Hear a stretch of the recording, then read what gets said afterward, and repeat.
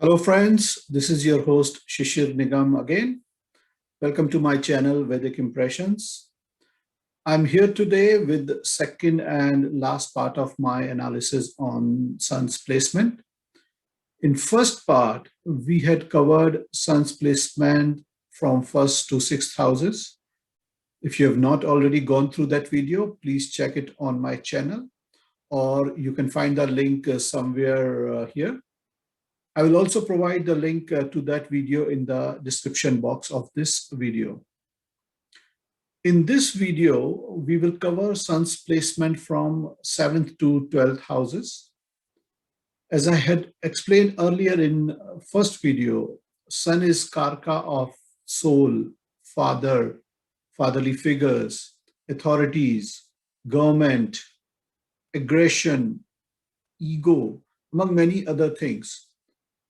We will interpret Sun's placement from 7th to 12th houses with respect to these karkas and the impact on the life of the natives having these placements. Please bear in mind that these are general results, and in order to arrive at final conclusion, the horoscope needs to be analyzed in its entirety.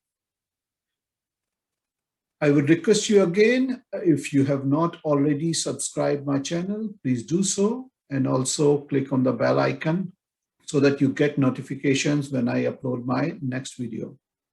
So let's begin from Sun's placement in 7th house. 7th house is of marriage, life partner, or business partner. So Sun's placement here, not really great. Sun loses its directional strength here. See, if Sun in first house is when native is born in first 2 hours of sunrise. Sun in 7th house is when sun is setting. The person is born during the sunset time. You'll see that Sun is placed in the 7th house in the horoscope. It is often seen that such natives have problem in their married life, or first marriage is not successful. Sun is authority. Sun is the karka of aggression. All those things play a role when Sun loses directional strength in this house, and then it impacts the relationship. But at the same time, such people can't live without partners. If we think logically, Sun in this house, when the birth is at the time of sunset, Sun loses energy and its vitality. We can say that such people are charmers. They have, and because of that, they have very good negotiation skills and ability to reconcile. Such people throughout their life meet people who have high status or high aura. This is true for any planet placed in the 7th house, right?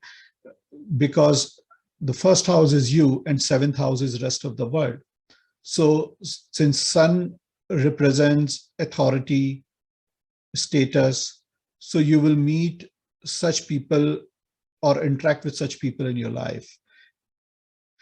If Jupiter is placed in this house, then such people meet or interact with people who have got a lot of knowledge. If Venus is placed in this house, such people will interact or encounter women or wealthy people in their day-to-day life. This is how you can interpret any placement in the 7th house. Sun in the 7th house, these people go to any length to please people and to build a positive self-image. Let's move on to 8th house. This house is said to be the dark house. Secrets or hidden things, sudden changes, unknown changes, accidents, transformations. All these things are represented by 8th house. This is also the house of longevity. natives with this placement have difficulty in keeping any secrets. They can understand what is hidden behind what is being told. So if sun is placed in this house, it gives that kind of sense. Such natives also have interest in research because 8th house, hidden things, right? Research is, we try and find things which are not known. Similarly, astrology or any other occult science, people doesn't know normally about it. So sun's placement in 8th house also shows that the native may be interested in such topics as well. Since it is house of in-laws, these people carries a high image of themselves among in-laws. These people are also introvert, I would say. They're shy, who do not express themselves publicly and don't really want to expose their true self to others. Let's move on to 9th house. 9th house.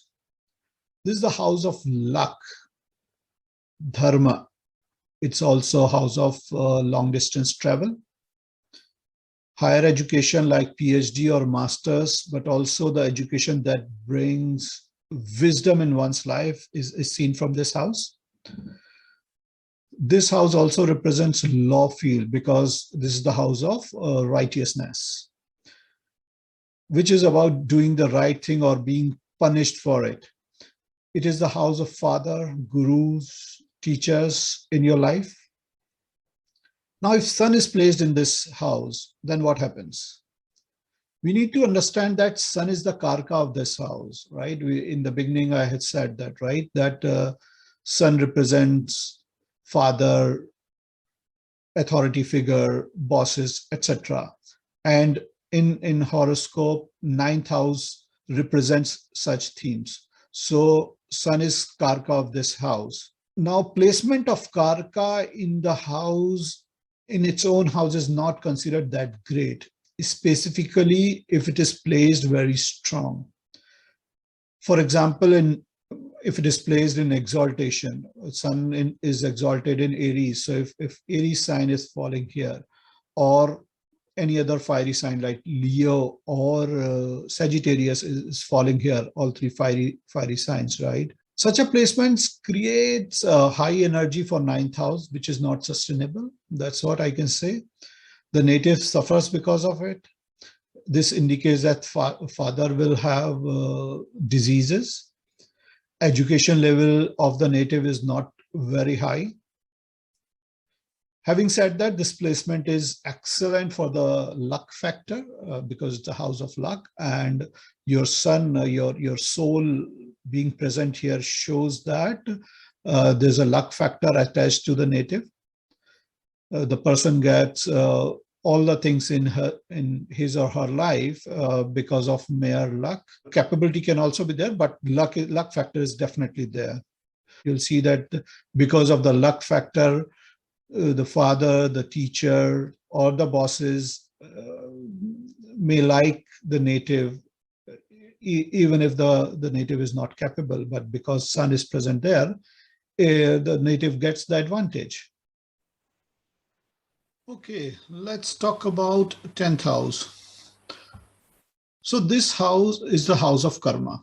The karma can result into earning money, then becomes a house of profession. This is not the house only for profession. For example, one may be working as a volunteer for a charitable organization. It is his or her karma, but not resulting in earning money.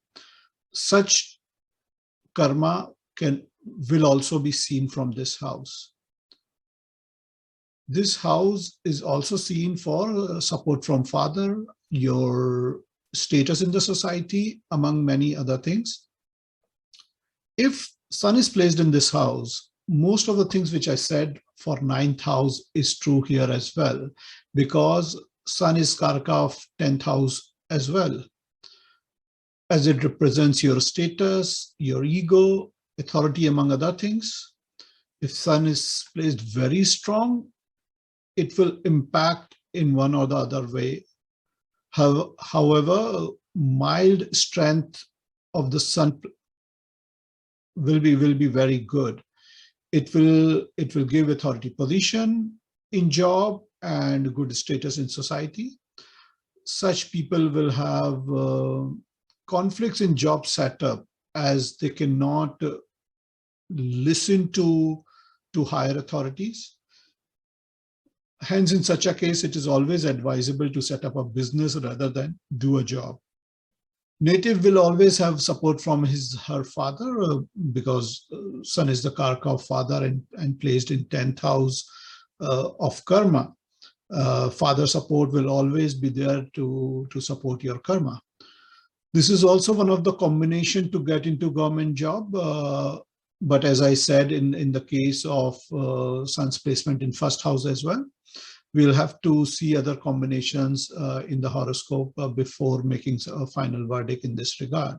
Overall, Sun's placement in 10th house is good. If it is not exalted, even if it is placed in its own house in good dignity, the native will have good status in the society. That's it for 10th house. Let's move on to 11th house. Okay, 11th house. 11th house is of, it's called Labh Bhav.